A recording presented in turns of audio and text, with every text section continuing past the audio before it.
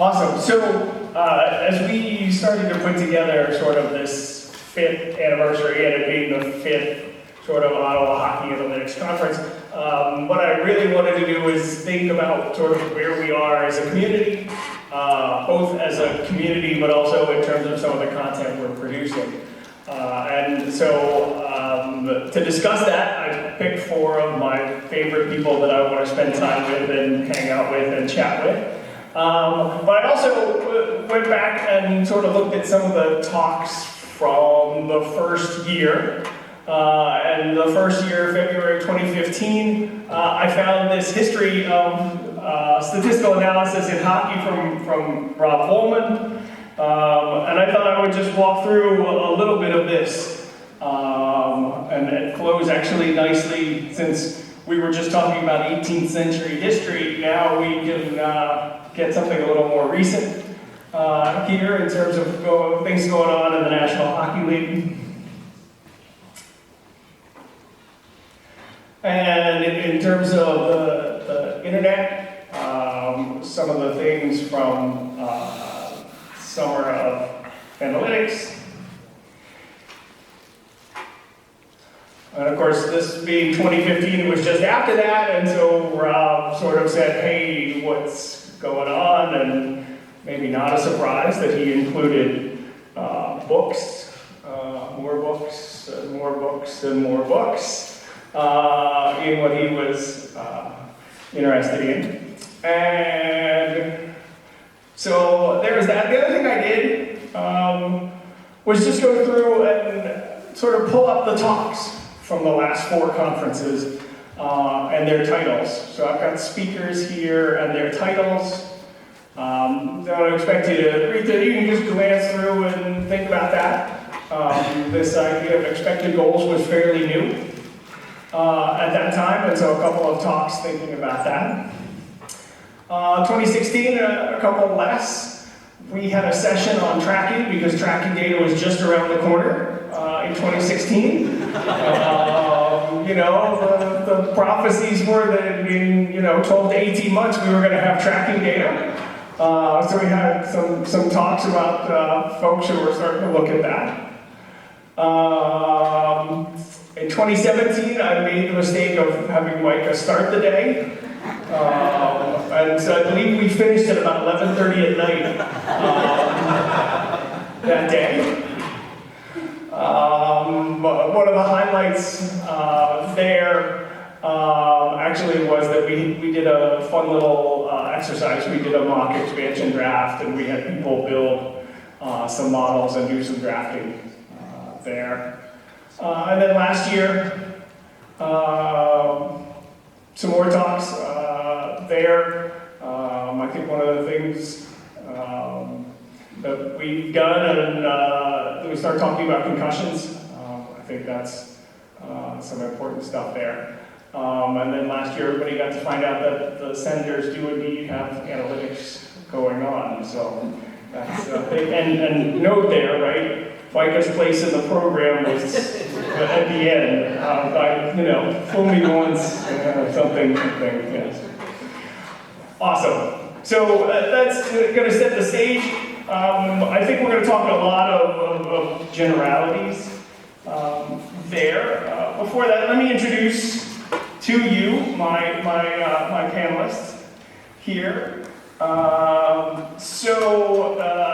Asmae, you already got an introduction, so everybody knows who you are. But no one knows who Brian Macdonald is. We're going to learn some stuff from a bio here. Brian is currently Director of Sports Analytics in the Stats and Information Group at ESPN. He was previously Director of Hockey Analytics for the Florida Panthers Hockey Club, an associate professor in the Department of Mathematical Sciences, West Point. He received a Bachelor of Science in Electrical Engineering from Lafayette College in Easton, PA, and a Master of Arts and PhD in Math from Johns Hopkins University, Baltimore, Maryland. Micah Blake McCurdy, so this is Brian here to my, from your vantage immediate left, to my far left. Micah is a mathematician who makes pictures to try and understand hockey. He lives in Halifax, For you Americans, that's in Nova Scotia, I believe. Is that right? Yes. Okay. And is employed by the public. To your far right, Sunny Mehta. Sunny started the first full-time hockey analytics department in the NHL in 2014, serving as the New Jersey Devils Director of Hockey Analytics until the 2017-2018 season. Prior to that, he was an analytics consultant for the Phoenix Coyotes, an equity derivatives trader, and a professional poker player and author. He's currently finishing his master's in data science at the City University of New York, and serving as a senior baseball data scientist for Zealous Analytics, consulting for 6 MLB teams. I was joking, Asmae, you do get there, you got it. An introduction, Asmae is editor-in-chief of Hockey Graphs. She manages day-to-day operations, oversees the editorial and creative process. In her role, she spearheaded a mentorship program pairing NHL data scientists and executives with underrepresented persons. She's hosted multiple workshops in data viz and modeling at MIT Sloan. She also works for the Mass General Hospital Institute of Technological Assessment as a data analyst. Wow, quite a distinguished panel. So we can start with any of you, but my first question is really sort of go back to the sort of first bit of hockey analytics that you did, and sort of what was it about, and we're thinking here in terms of timeline, so when did that happen?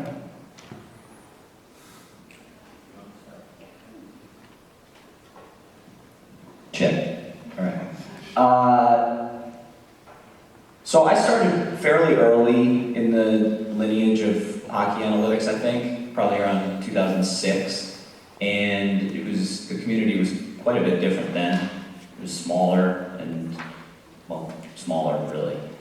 And we didn't nearly have the technical skills that most of the community does now. So I definitely remember struggling through dumping data into Excel and doing things that way.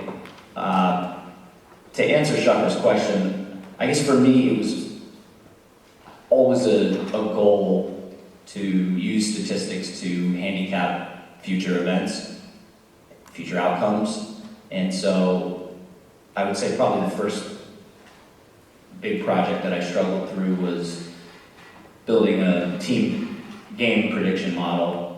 Again, that was probably maybe around 2008, and I still remember, teaching myself MATLAB and writing all the code in MATLAB. It was quite painful.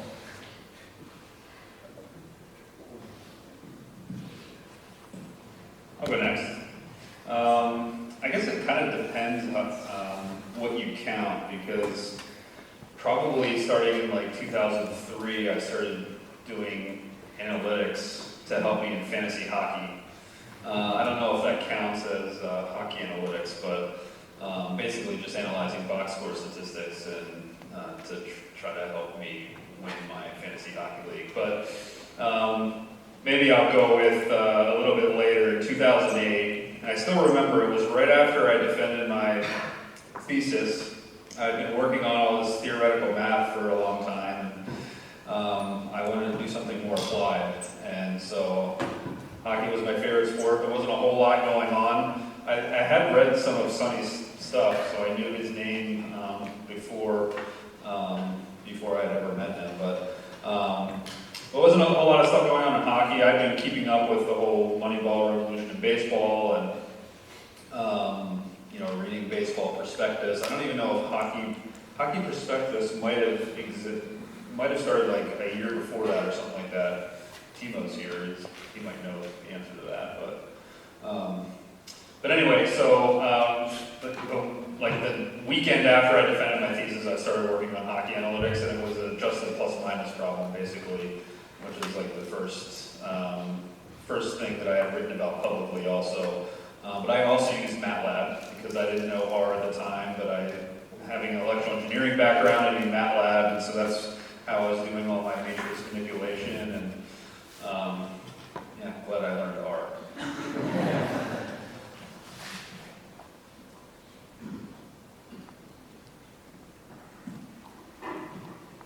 So my first adventure in hockey analytics, and I would say my first serious project, was one that I did alongside Dawson Spriggins in the back, who was gracious and generous enough to let me learn from him. And I had such a great experience doing that, being paired with someone whose technical skills were eons ahead of mine. And so that was the motivation behind the Hockey Grouse Mentorship Program, which hopefully some of you have heard about or applied to. And yeah, but otherwise I think I got into hockey analytics because I was stubborn and wanted to prove people wrong about Brad Marchand riding the coattails of Patrice Bergeron.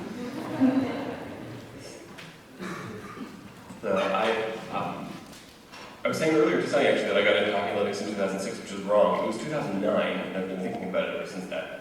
I was in the middle year of my PhD in Australia, and any of you who have had the pleasure will know how isolating that can be, both being in the middle year of your PhD and also being in Australia. And so I was badly homesick. I was pretty badly depressed, although I didn't know it at the time. I had no one to speak to. I was entirely by myself on the other side of the world. And so as a kind of way of fighting with homesickness, I started watching a lot of hockey, which I had only done very casually when I was in Canada, since it's sort of in and around you like an ether.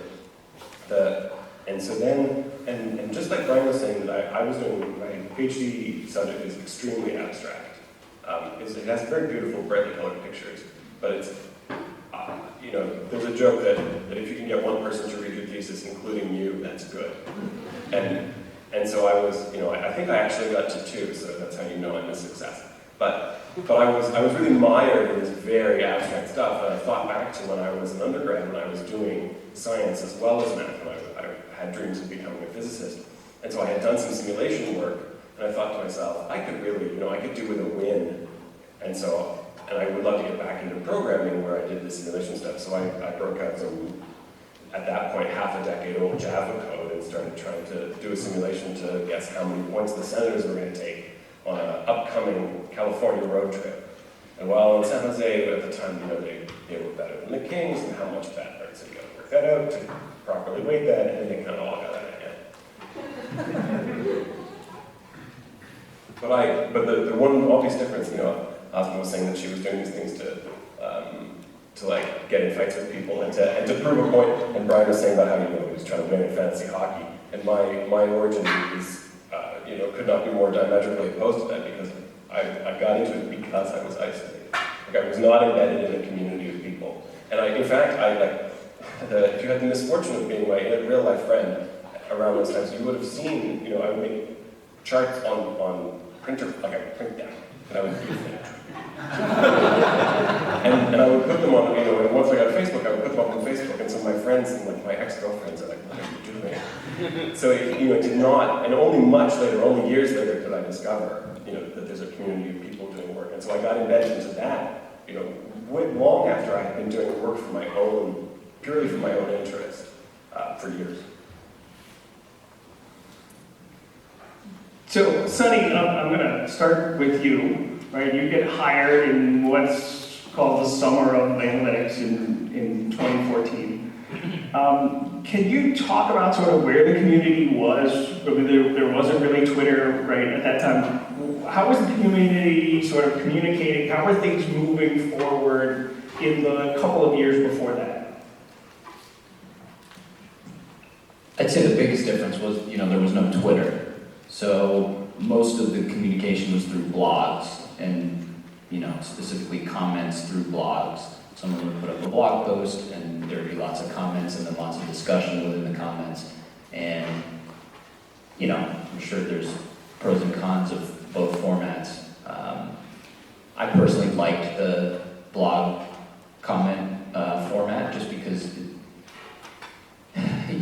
there was more, it allowed, just the medium allowed for more elongated and often thoughtful back and forth discussion. Also, it usually had to start with something that was worth making a blog post about, right? You weren't really putting up a blog post of a one-sentence observation. It was like a whole study that you did or something, along those lines. And so it just led to a lot of, I thought, thoughtful discussion, which isn't to say there isn't thoughtful discussion now. Of course there is. I'm just more talking about the difference in the medium. The community was, like I said, I think it was different. It was smaller. I also think just the way technology was at the time had a big impact on differences. As I said, I would think there was just a lot lower level of sophistication in technical skills back then, specifically like in computer programming. I see that the level of everybody I've seen this weekend is just, it's phenomenal, the level of technical sophistication. And I'm sure a lot of that is due to, not just in hockey, but everywhere, the explosion of data science and big data and just, data technology. So I know, Sunny, this, I'm just going to follow up. This is your first Hockey Analytics Conference, I think. Yeah, not including Sloan. Right. Right. Yeah, right. That's a general sports analyst. Yeah. Right. Yeah. Yeah, it's my first hockey. If there is hockey, then okay. Sure. I went back. The first one was in Edmonton in 2014, and then we had our first in 2015. I guess you can start, but I can turn it over to other people in terms of their view of how this sort of conference setup has sort of helped the community. How having these conferences has sort of helped the community. How have the conferences helped the community? Yeah. I'm probably the wrong person to answer that question, just because, well, I guess, on the one hand, maybe I'm the wrong person because this is my first one, but on the other hand, it's interesting coming to my first one and observing it. It's, I guess it was CJ or someone earlier mentioned about just how great the community is in terms of its acceptance and opening to new people, and it is somewhat interesting this being my first one after all this time, because to see how the community has changed and how it's continually going strong it's fascinating in a lot of ways. And so for sure, the fact that all these people come to a conference like this, no offense, in Ottawa in November, it's it's a testament to the community. There's an effect, there's a conference effect. To have one conference is great. To have a structure, a repeating set of conferences, in the same places, give or take, in the same time of the year, give or take, that structure, that infrastructure, gives you a pattern to latch onto when you're doing work by yourself. Because despite the community, despite Twitter being this omnipresent thing now, when I started in analytics, I was in it entirely by myself. And so being able to say to yourself, oh, if I figure this out, it's March now, okay, if I figure this out, it's a big long project, in the summertime I have to do this, you start budgeting and all that, and you're like, no, I can get this figured out by the time Ottawa comes around. And then you structure your work, and you already have an audience in your mind of like, I'm going to figure this out, not just to my own satisfaction, but I'm going to present it at this conference, and these people are going to ask those questions. He's going to say the things he always says, and so I'm going to be ready for that. And and so it's like March, right? It's not November, it's March in your basement, but you're still getting that benefit where you're dialing your work into a community because you're working to an audience, even though in practice you're working alone. It's a community effect that's not actually done by people being in your house. And jumping off that point, Micah, I think organizers like Professor Michael Shuckers and others who take the time to seek out diverse voices and have them present at a stage like this has helped encourage more underrepresented people in doing their own work, because there's immense value in seeing someone that looks like you up here. Well, you can see that too, just those last 5 slides. You look at that first year, and all of the speakers are men, and I think all of them are white men, I think. And then, and you watch it gradually march on, and the diversity slowly grows every year. Yeah, so first, thank you, but I mean, I don't think we were always that good. I think, we're now certainly at a place where we, both as a community, are better, but I think the conferences have helped that as well. Brian, you want to say anything? I mean, I think everyone else said it pretty well. I mean, basically, there's this nice, wonderful online community, but you can't replace human interaction. I guess Twitter is sort of semi-human interaction. I don't know what you would call it exactly, but in-person interaction is what I would say. And so I think my favorite part of all the conferences, I mean, the talks are great. My favorite part is almost always like all the discussions out in the hallway, meeting people that I've met online, but never met in person, just talking with them, getting to know them, and things like that. So, yeah, to me, that's the best part about the conferences. Thank you for that. So Asmae, in addition to going back and looking at sort of our conference history, right? I went back and looked at hockey graphs, right? And it starts in January of 2014, and I think in terms of being part of this community, it's another place and another outlet. When I first joined the community, Behind the Net was a big place, right? That was the blog, but it was also a place where anybody could post. And that was an opportunity, and I think, Hockey Graphs has played a big role in our changes over the last couple of years. And so, I guess first, talk about Hockey Graphs and how you think it's changed in general, and then I want you to talk a little bit more about the mentorship program. So I think the biggest change for us has been seeing how popular the blog has gotten. So I think when I took over as editor-in-chief, we had about 5,000 followers, and today we have more than 13,000.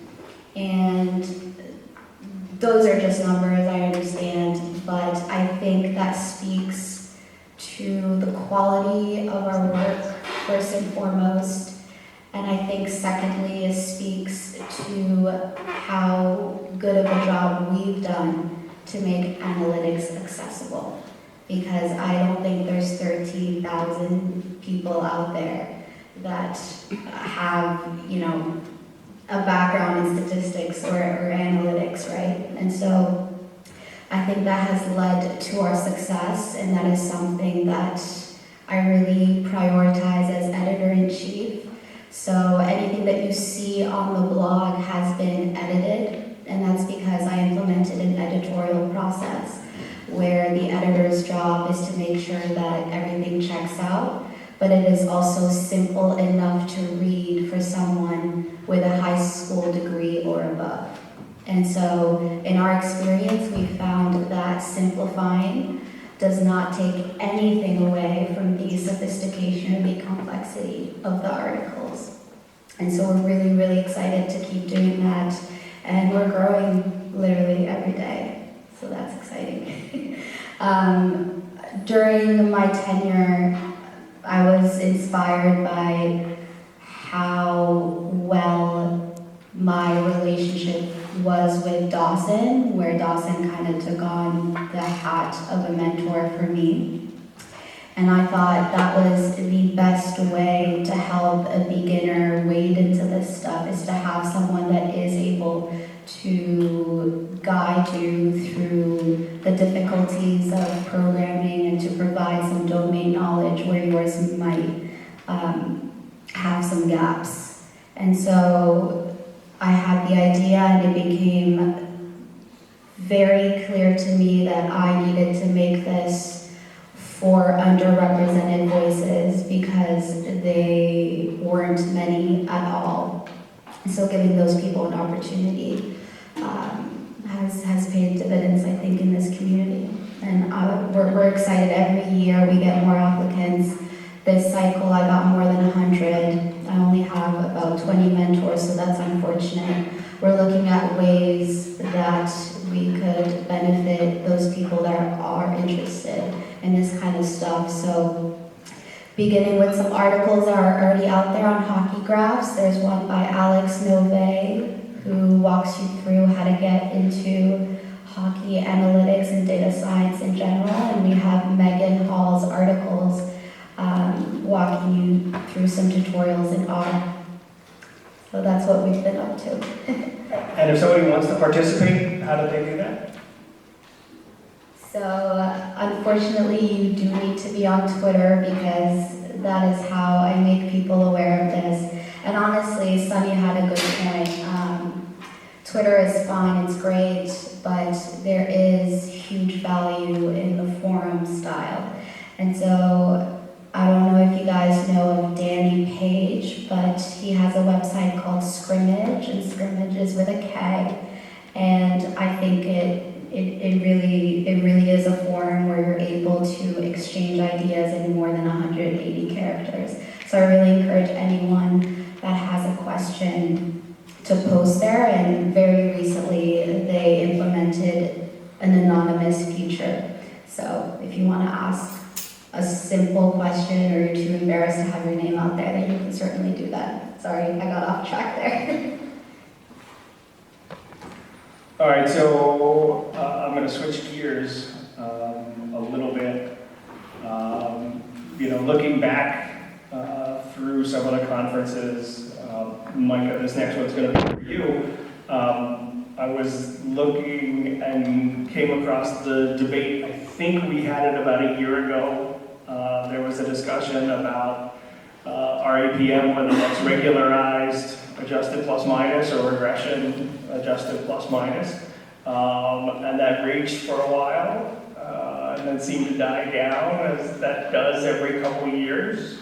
Where are we? Like pretty good tools to use. So a lot of times it'll be building some simple linear regression or logistic regression to model something. So I guess it's kind of a hard question to answer because it totally depends on the problem or the research question that you pose as far as how you go about things. But that's like probably 75% of the things that I have done have gone something like that. Some sort of basic data exploration with visualization as a big part of it, and then linear or logistic regression. The other thing too, the other reason why you want to take that approach is that even if you discover later, you're like, those assumptions were wrong. This is not really logistic. It's in the right data range, but it doesn't have the right shape, and so I shouldn't have used logistic. Or I should have done this other thing, or these things aren't linear, which means they've got to be modeled differently, got to take the logarithm, there's going to be some sort of, once you rearrange your idea about how you're going to model a particular thing, you're going to want to have that work in your back pocket. Even if that's not how you do it, even if that's not the solution. You don't ever do those things without coming away thinking that you know what you're talking about better, even if that's not the outcome. And just like you're saying with exploratory data analysis, the first thing is just write it all down and just look at it. Take all the things, put them in front of your eyes somehow, and then you'll discover, especially if you apply the passage of time to that you've already done quite a bit of work.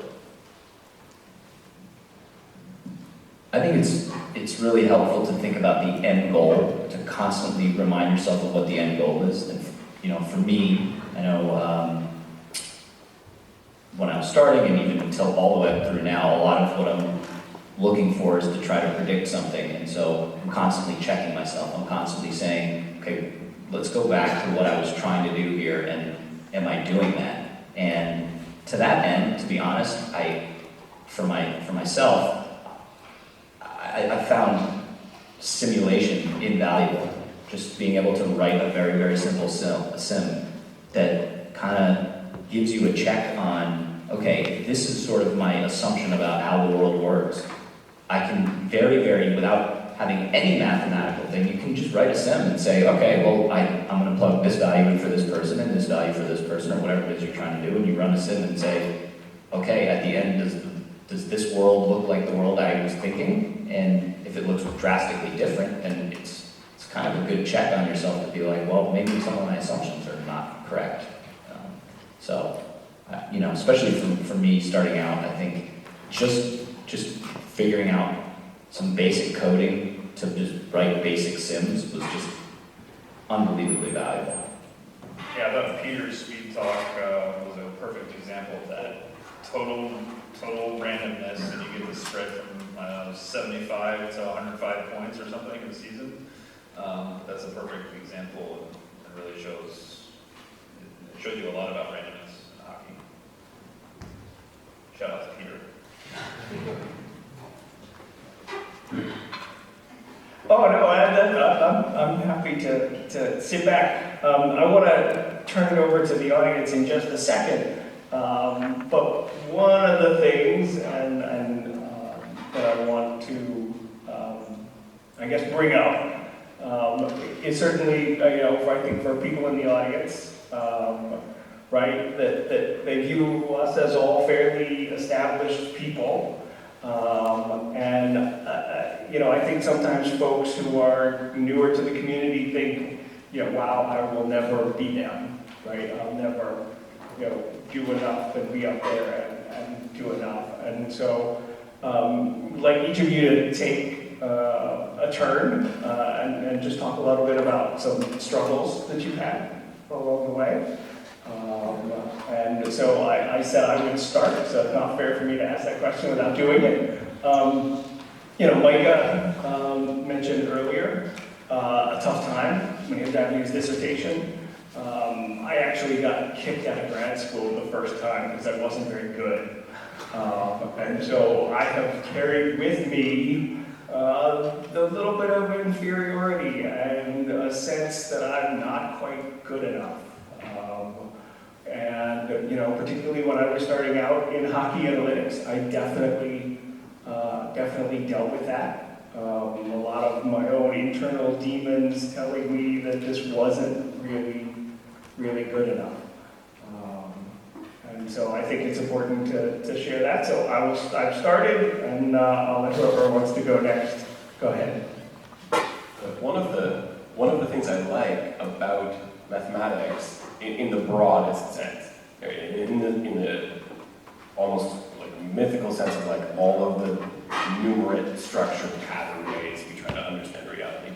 Part of why I like that is that you don't, you measure up so feebly some sort of notion of infinite. Your ability to learn all of mathematics, it's been off the table for 700 years, maybe 1,000. It's been completely impossible as a thing to do. And so once you make peace with that, which is inevitably extremely quickly, then on my deathbed I will know nothing, and it's very liberating. I think, well, why not?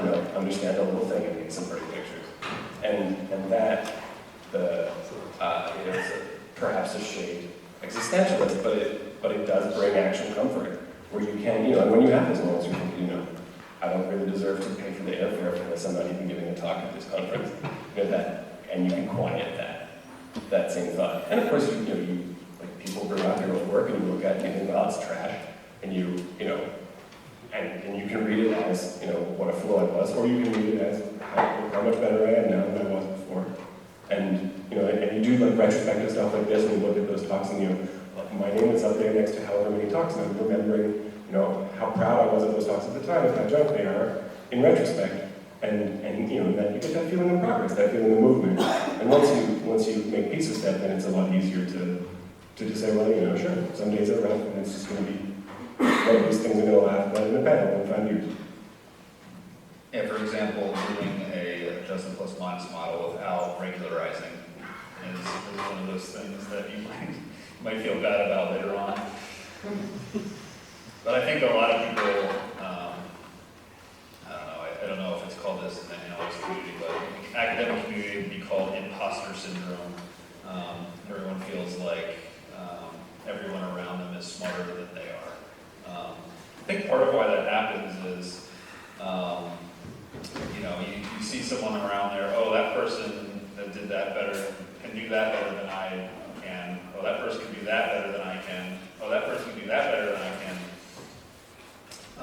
So you just feel like everyone's better than you. But you know, if someone spends like 6 months doing something, they probably know it better than you, and they probably can do it better than you. If you spend 6 months doing that, maybe you would, you know, roughly be doing the same level of work or something like that. I mean, you can't specialize in everything. So what you're seeing around you is different people have different specializations, and they are probably all better than you. But there's nothing you can do about that. You are. You can't be an expert in everything. I would say going to work for an NHL team in analytics, you know, starting the first department in 2014 was challenging in a lot of ways. Both in terms of it just being so new, and I think these struggles probably still exist everywhere. I'm sure people who have worked for other teams felt the same way. And I think one thing that's, you know, maybe somewhat related to that is that hockey's hard, you know? It's, on the one hand, it's a really easy game, you know? The point is to outscore the other team, that's it, you know? But on the other hand, I think there is so much randomness in hockey. It's remarkable how much randomness there is in hockey.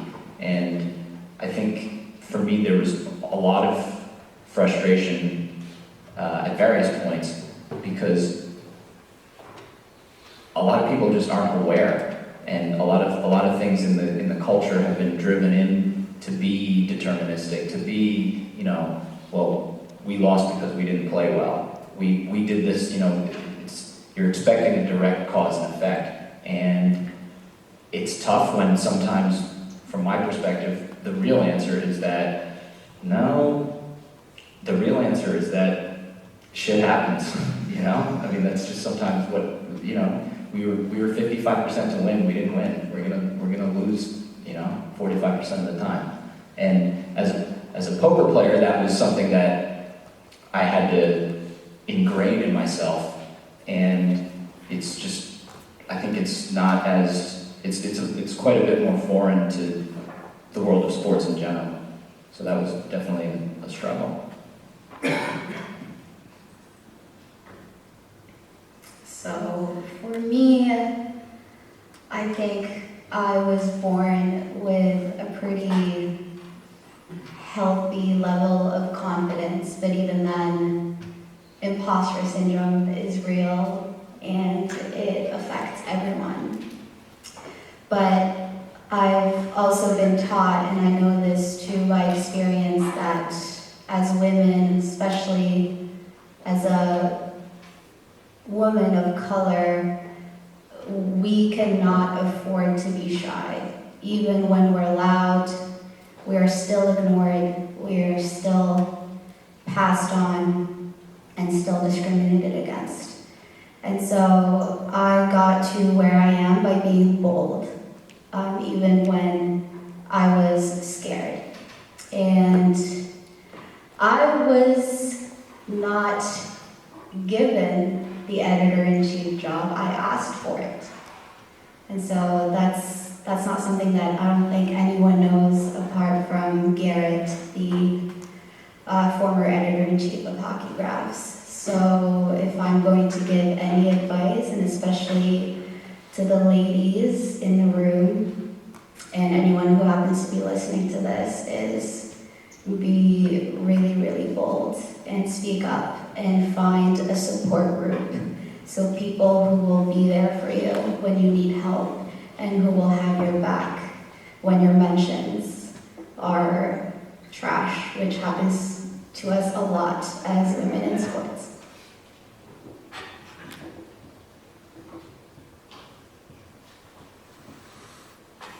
So, I think we're going to turn it over to questions from the audience. We've got a couple minutes. I know I tried to get us on time, but this is such a good group. I want folks to be able to ask questions.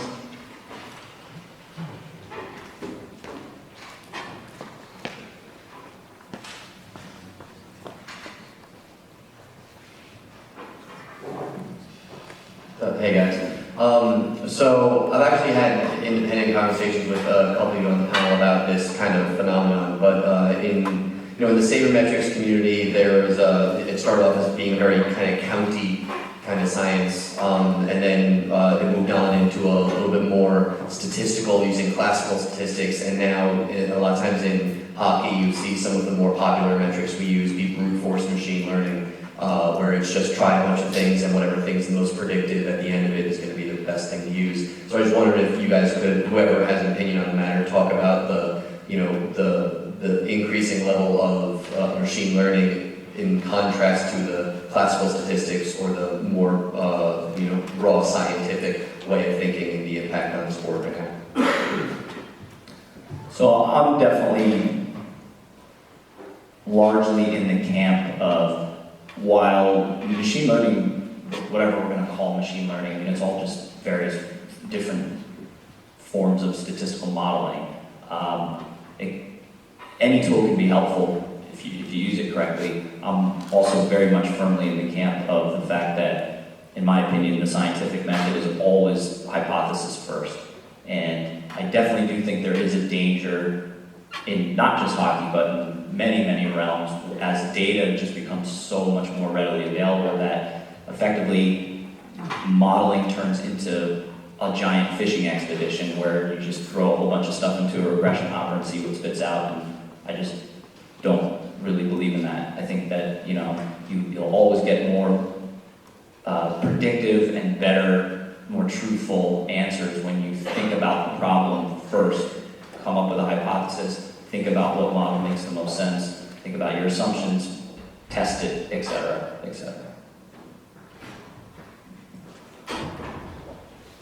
I'm sorry, I didn't get to hear your entire question, but I think as a field to hockey analytics, I think we've been moving on from frequentist approaches, right? I don't know when the last time it was that I saw a p-value on any work out there. And I think the trend is moving towards Bayesian approaches. And Bayesian approaches have significant advantages, I think, over frequentist approaches. One of them being a prior, so you can kind of build into the model previous knowledge that we have, which is a huge value in hockey. And I think machine learning sounds scary and off-putting, but one of the methods I used in my causal inference framework is BART, Bayesian additive regression trees. That's machine learning. But did you guys find it black box? No. We got to see these heterogeneous treatment effects. So if you remember those pink lines with a measure of uncertainty, and we got to see what those results looked like for every covariate we used. So I think every method needs to be used very responsibly, and I don't think machine learning has any significant danger to it compared to other approaches.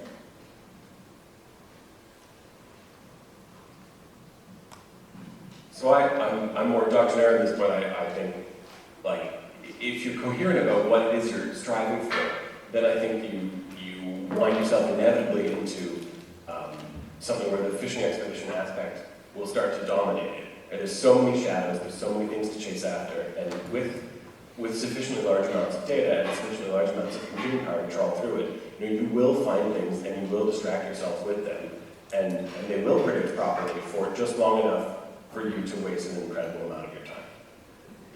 And the trouble, of course, with randomness is that it is in some sense out to get you, because you will easily conform yourself to it, to finding it, and the scale of it is difficult to determine.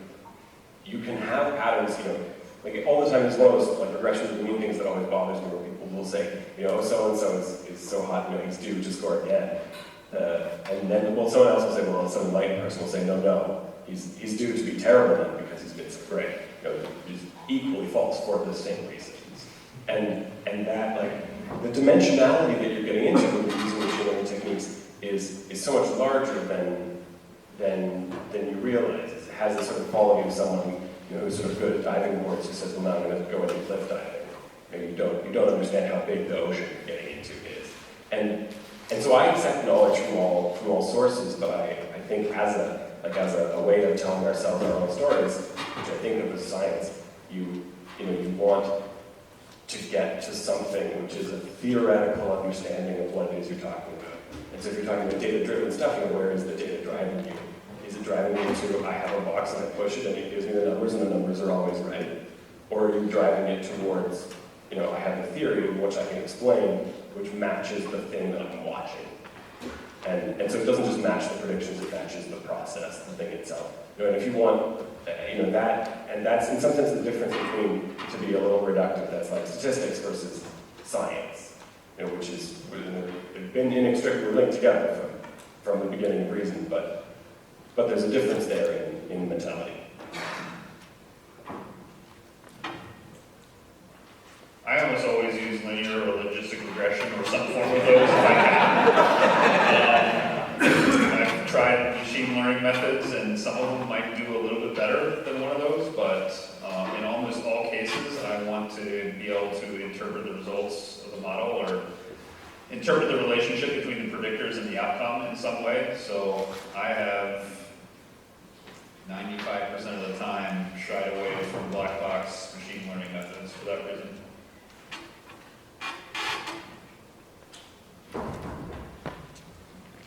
We've got time for maybe one more.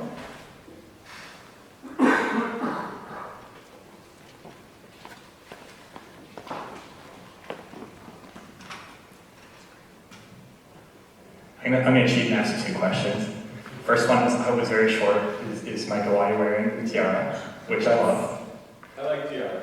Excellent. The second is more general. I think, if we're trying to come on directed towards Asmae, how do I pronounce that correctly? I'm sorry. Are there any trends or is there any work in the public sphere right now that is, I guess, concerning, whether that's the mistreatment of data or misrepresentation of data, or is there like just anything you've picked up on recently that is concerning as a larger trend? Some goalie analysis has been particularly concerning. And that's a function of just how hard it is to analyze goalies. And we do need more data to be able to analyze them properly. So that's what makes tracking data so exciting, because we'll be able to do that, and we'll be able to also improve our defensive analyses, which I think comes second to how much we're lacking.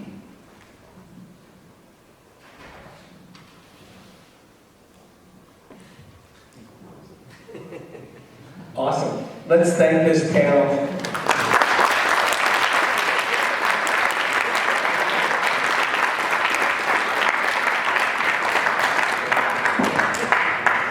So we have the final raffle of the day.